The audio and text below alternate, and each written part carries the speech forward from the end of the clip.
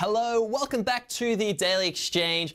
I'm your host, Harry Tucker, again filling in this week for Fred Schebester. We've got a massive show coming up this week. We've got mainstream crypto awareness, plus Ripple versus XRP explained. We've got the Litecoin price spike. OmiseGO has been the first ERC20 token to be listed on BTC markets, and we're looking at POWR Ledger and Waltonchain. There's so much more coming up, and we're going to get into it right now.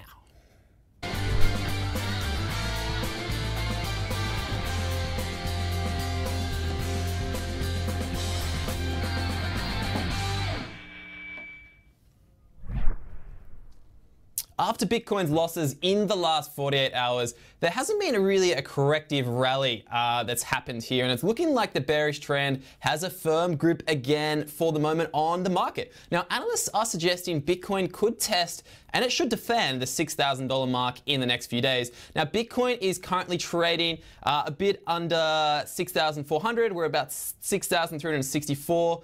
Joel, let's throw to the heat map. This gives a good idea about what's happening here again.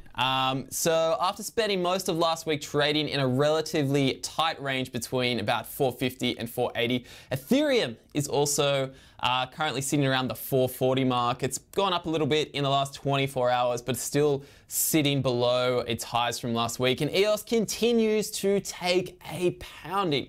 EOS is again down 1.37% in the last 24 hours and is currently sitting at just over $7. Now that's a long way from its May high of $21, and May really wasn't that long ago. But if you want a bit of positive news, let's take a look at Litecoin. Now, though currently changing hands at about, where are we?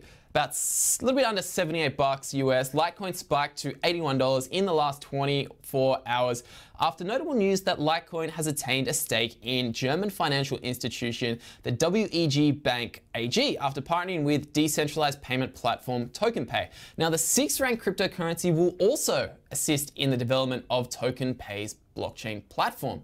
Litecoin creator Charlie Lee will work with TokenPay's development team to implement new built-in products, including the Lightning Network. Now, if we want to look at POWR Ledger, the token of POWR Ledger is having a great session as well, and it's up 12% right now. Now, this is an Aussie startup which enables peer-to-peer excess solar trading via the blockchain. It's currently backed by an $8 million Australian government grant.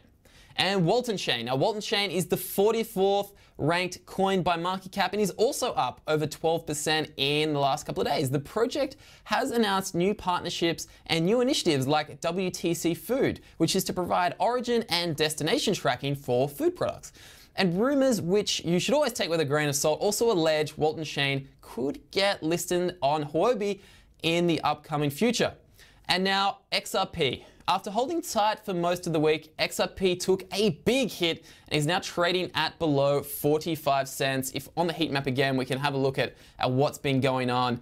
Cointelegraph's analysts speculate that the third most valuable cryptocurrency by market cap is locked in a bear grip. It says that if the 42 cents level is broken, we can expect a massive fall all the way into the mid 20-cent zone. Meanwhile, over the last week, Ripple, the company, has been working to let us all know that XRP, which is the independent digital asset, and Ripple, which is the technology company, are distinctly different. Now, CEO Brad Garlinghouse has continually emphasized that XRP exists independent of Ripple and would operate even if Ripple Labs failed. Further driving this home, Ripple has released a new infographic that outlines the difference between Ripple and XRP. We can have a look at that now.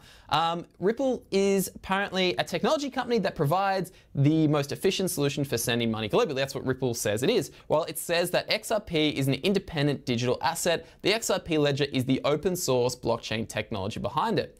How they relate? Ripple is a software company that uses XRP and XRP Ledger in its product XRapid. It does not control the digital asset or technology, although Ripple does own about 60 billion worth of XRP, while the XRP Ledger cannot be owned by any single entity and exists independent of one person or business, including Ripple. Now, Ripple is really trying to get this out there. Ripple might not own the XRP ledger, but it does hold the keys to the escrow account where most of the 100 billion tokens in existence are currently locked away, and was pivotal in its creation. Now, Ripple's been pushing this hard because it's been worried about being called a security token and being restricted with the trade of the XRP token in the US. So it's really going on the offensive here to get rid of that perception that it could be anything less than an independent token from Ripple itself. Now, finally, let's take a look at OmiseGO. Now, built on the Ethereum platform, the project's vision is to become the #1 peer-to-peer cryptocurrency platform exchange. Now, the 20th ranked OMG token is currently trading at $6.89, but that may change or not, after Australia's BTC Markets exchange announced the launch of OMG on its exchange just at midday today. Now, OMG becomes the first ERC20 token to be added by BTC Markets. But what does this mean? Does this mean that it's going to open the floodgates for more ERC20 tokens to be added? Will it be easier to buy altcoins directly with the Australian dollar? Now, currently, if you want to buy an altcoin, the only real option you have is CoinSpot. Now, CoinSpot, you know, while they have, they say they got 1% fees, you often can notice that they're hiding a little bit of margin there in the spread because they got a bit of a monopoly happening in that altcoin market. So more of these exchanges that are opening up direct pairs with AUD and different altcoins is a welcome addition. It also shows that BTC Markets is starting to take those things seriously. It's been trading the same few coins and tokens pretty much its whole existence now, and there hasn't been really much innovation there. So we'll see how that progresses as we move forward. But next, we want to talk about what we're calling the big issue. Now, today's big issue is mainstream crypto awareness and adoption. Now, specifically, what sort of steps and projects will we need to see more of to reach mass adoption? Because right now, if you ask your uncle who says he kind of knows about crypto, you're more likely to get a shrug or a bunch of gibberish like this.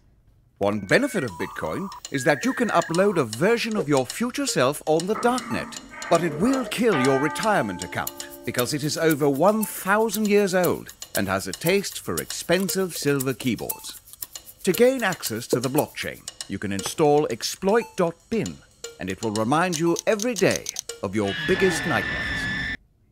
Now, that video, of course, is from Botnik Studios, the team who uses artificial intelligence to make some pretty funny explainer videos. But mainstream adoption is rightly a major talking point in the crypto community. And payment system integration, government regulation, and user experience, these are the ease of getting into the market and doing so securely while not being hacked are really key points. Meanwhile, decentralized applications, or dApps, have huge potential to drive space. Just look at CryptoKitties, but scalability is important too.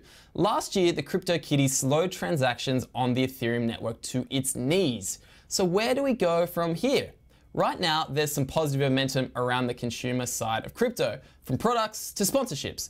Opera, a web browser used by millions worldwide, has created a new product that contains a built-in cryptocurrency wallet, eliminating the need for users to install separate dApp browsers or wallet extensions. Let's take a look at how that works.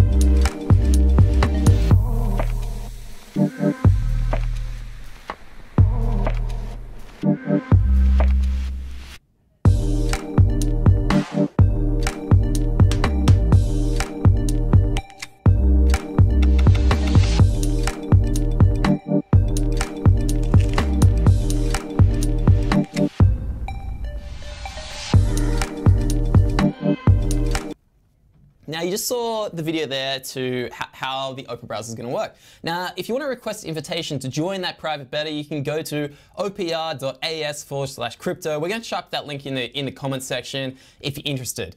But now the question is, will Google, which makes the most popular browser, Chrome, and also Firefox, follow suit?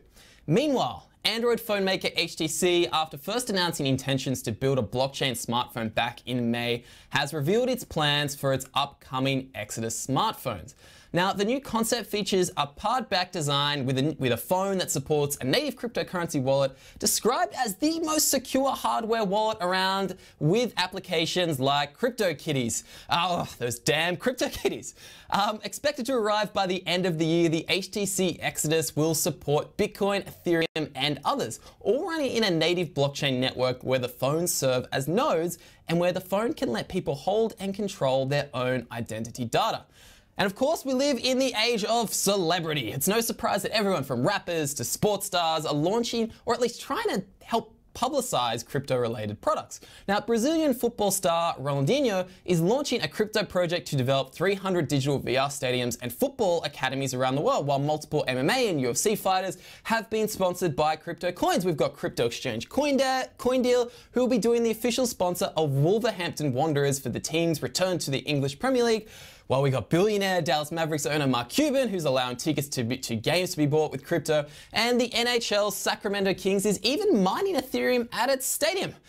Whew, there is a lot going on. Earlier this year, we even had two-time pro basketball MVP Stephen Curry auctioning 3 crypto kitties in his likeness. Kitties! Now, as we move forward this week's global trading giant eToro and Imperial College London published a new research report titled Cryptocurrencies: Overcoming Barriers to Trust and Adoption. In it, they identified that digital currencies must fulfill 6 challenges. Now, this is scalability, usability, regulation, volatility, incentives, and privacy. However, the research also suggests that cryptocurrencies may become a form of mainstream payment by 2028. Their findings advocate that cryptocurrencies are already a store of value, meaning they allow individuals to make choices on when to utilize their purchasing power. Now, the 2 other deciding factors of a potential currency are the ability to be a medium of exchange and a unit of account, a measure of value in the economy. Now, the report identified cross-border payments as a viable tipping point to push cryptocurrencies mainstream. So keep faith, guys. It's tough out there, but what we're building here is the future, and there's going to be stumbles along the way. But that is it for today. Thank you for watching. Please share this video if you found it interesting. Subscribe, leave questions in the comments. But we'll be back tomorrow. Looking forward to it. We'll see you guys then.